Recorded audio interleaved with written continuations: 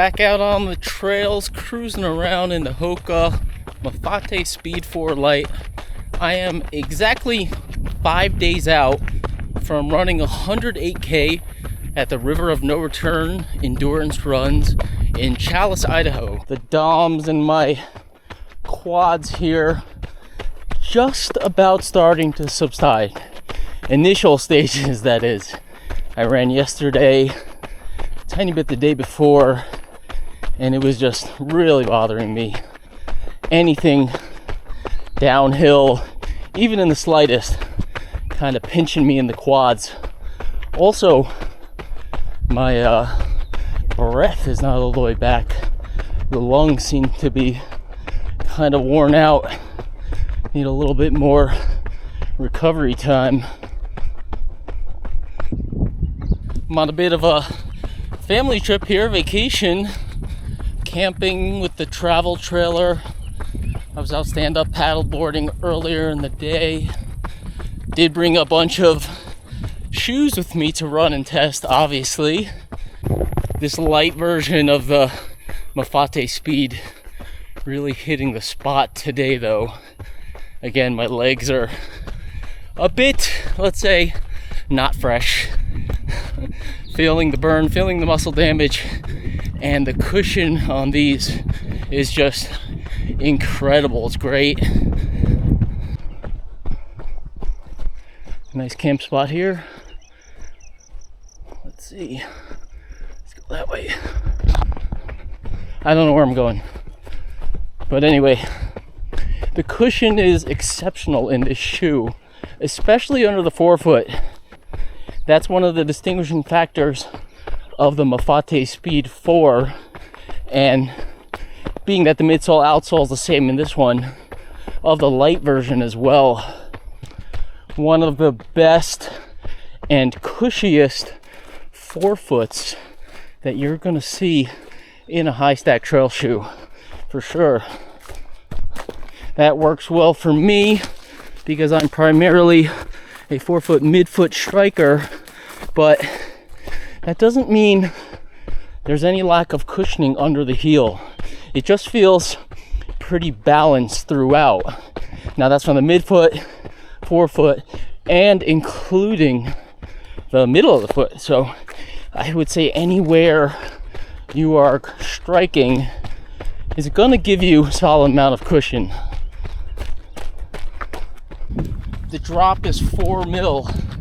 That makes that a very well balanced setup here, especially given the fact that the forefoot cushioning is so deep. With 4 mil on top of deep level of forefoot cushioning, it almost feels natural, and I mean, it could pass for a zero drop shoe or very low at maybe 2 mil drop.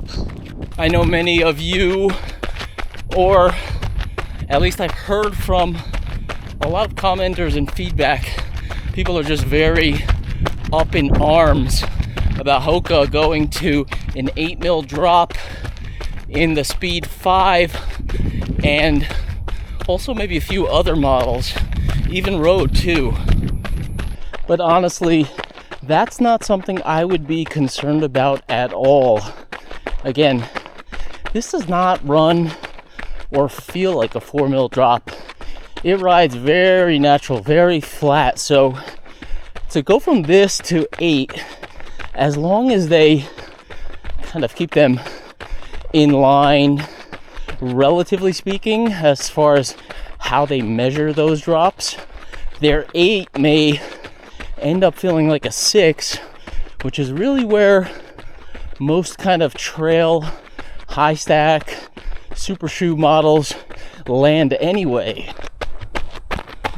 I mean, honestly, as I'm running in this shoe right now, I would welcome a few more millimeters under the heel, and that's coming from someone who generally prefers kind of a more balanced feel, at least between the cushion up front and in the rear of a shoe.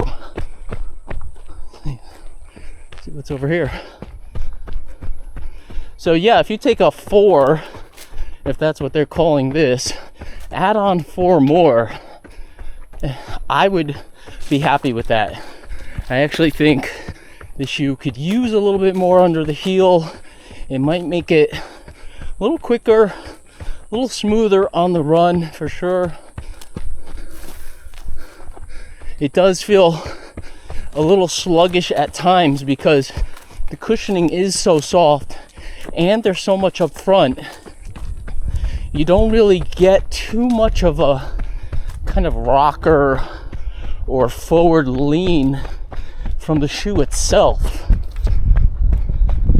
You're just kind of getting that extra cushion, but sometimes it can feel a little tricky to turn it over, or at least more difficult to turn it over than shoes that kind of have a big rocker up front, or, as we've been talking about, perhaps a higher effective drop from the heel to the forefoot. Whoa. Ran a little bit of a loop here, but this part was more fun. This smell a lot like cow, so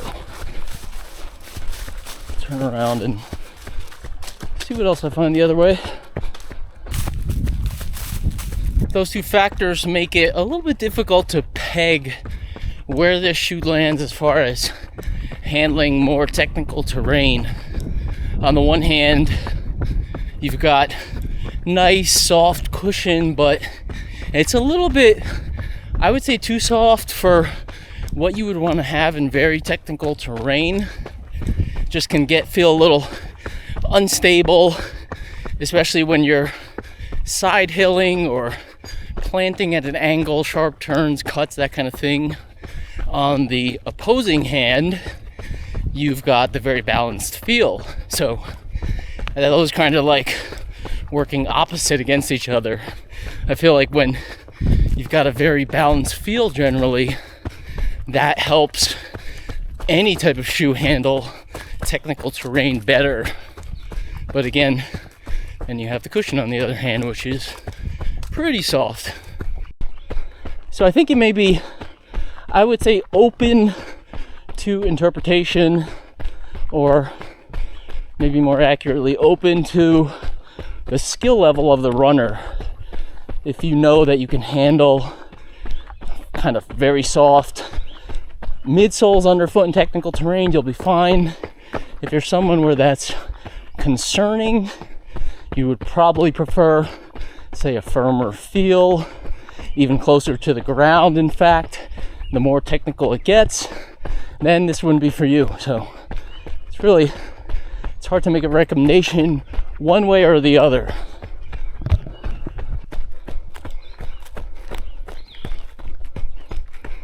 Okay.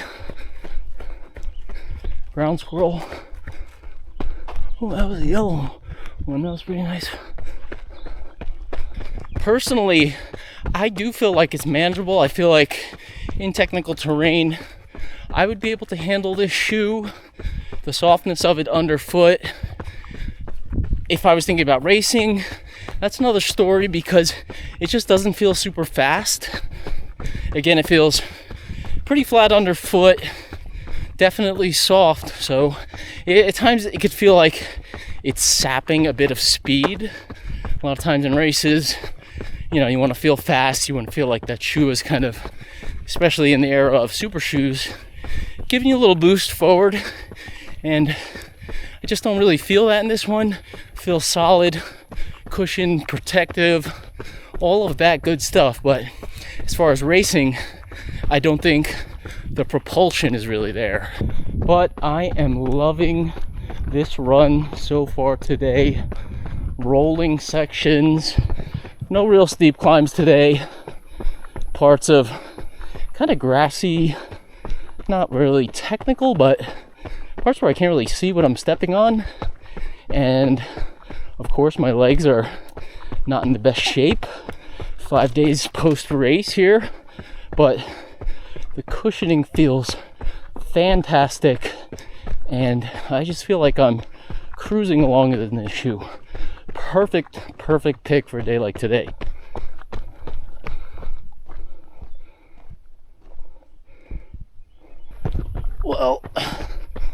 Why don't we test the old legs? Try a little up and down. This is not going to be that long, thankfully. Otherwise, I wouldn't do it today.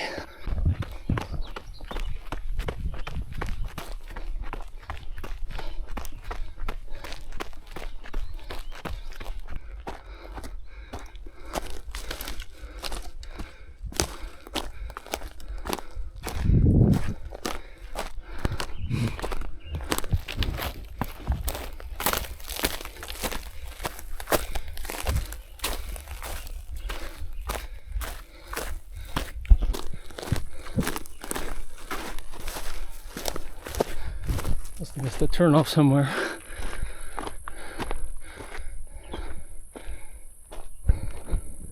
The outsole is really not in question here. Vibram Mega Grip, very chunky and deep lugs here. I remember when this version first came out, not the light version, the regular, that was the striking feature.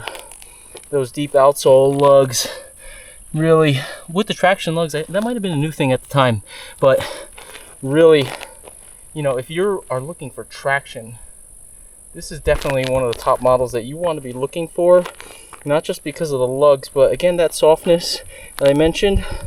You can see how the entire shoe really contours pretty much in every direction, which is great for such a high stack shoe. So like I mentioned, if you can handle this flex and handle this softness in technical terrain, you're going to get enhanced grip and traction from these crazy deep lugs. You know, look at those steps on those. Pretty wild setup how they have that there. But with the contouring of the soft midsole underfoot, if you're comfortable with that, this shoe is like a, I don't know, an all-terrain vehicle on kind of uneven terrain. It just grips and grabs and contours over everything. Really cool. So how does this light version match up against the regular version? That's obviously going to come down to how you feel or how this lightweight upper affects you. You're definitely saving weight, that's for sure. I talked about some potential issues around the ankle collar in my first impressions video. I've got a handful of runs in the shoe so far, and it's been totally fine, so that is not a problem for me.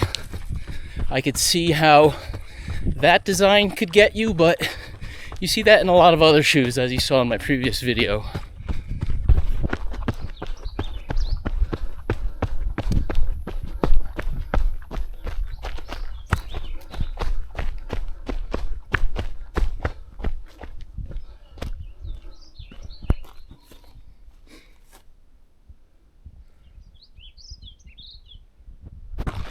The other area of potential concern, I would say, is durability. As far as that lightweight upper, I haven't noticed anything so far.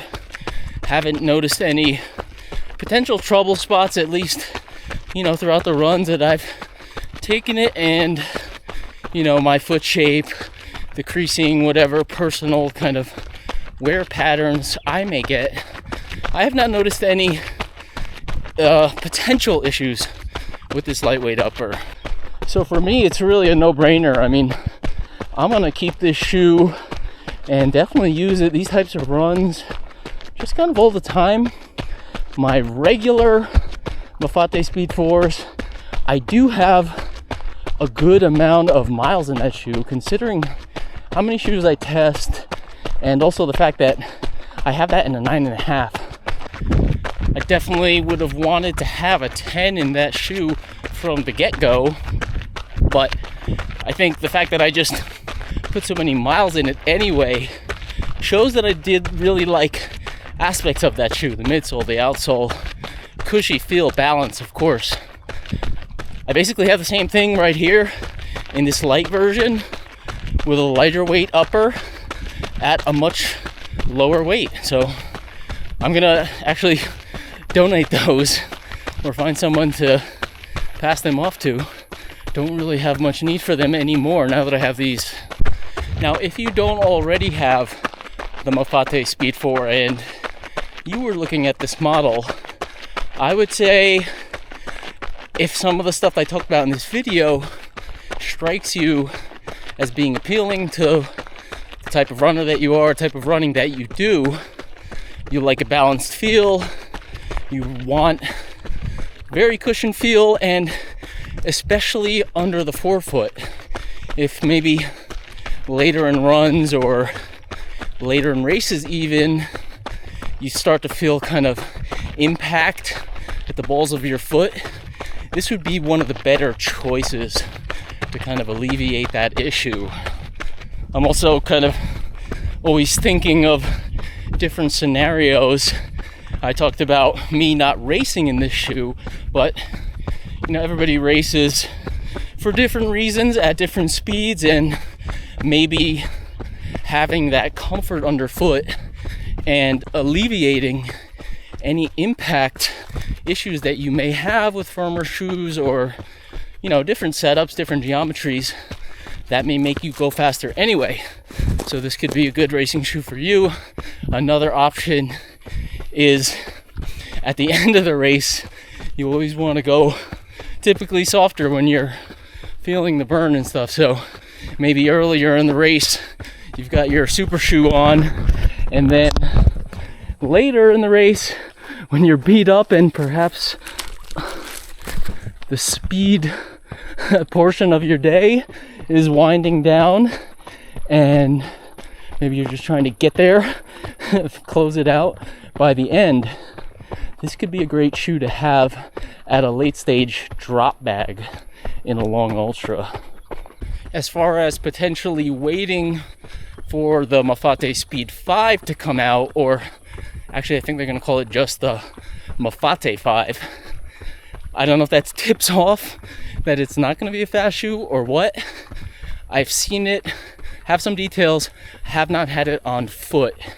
So they're definitely going to an 8 mil drop, as I said. I think that's going to be better. I think it's going to make the drop, you know, more effective, give you a little bit more forward lean there than this shoe, if that's what you want, of course. They're also notably switching the foam layers. So they're going to have a firmer layer closer to the foot and the softer layer closer to the ground, which is the opposite of what you got in this one here. This one, you've got the softer ProFly right under the foot and the firmer layer closer to the ground. Not that it feels firm in any way at all, but I just don't know how that's not Speed 5, how that Mafate 5 is going to land in comparison just yet. So thank you for tuning in once again. Let me know what you think of this two-parter review. First impressions out of the box earlier, and then this run today. I think between the two videos, probably covered it all, but if I did miss anything, of course, let me know down in the comments. Maybe comps you want to see. Could do a separate video on those. As usual, thank you again for watching and following. Like and subscribe if possible. Check out humblerunning.com. Put all the updates of shoes that I'm running, testing, racing in. You'll likely see it all compiled there before anywhere else. And you won't miss anything after the fact if something gets buried somewhere. Again, thank you for watching and have a great day out on the trails.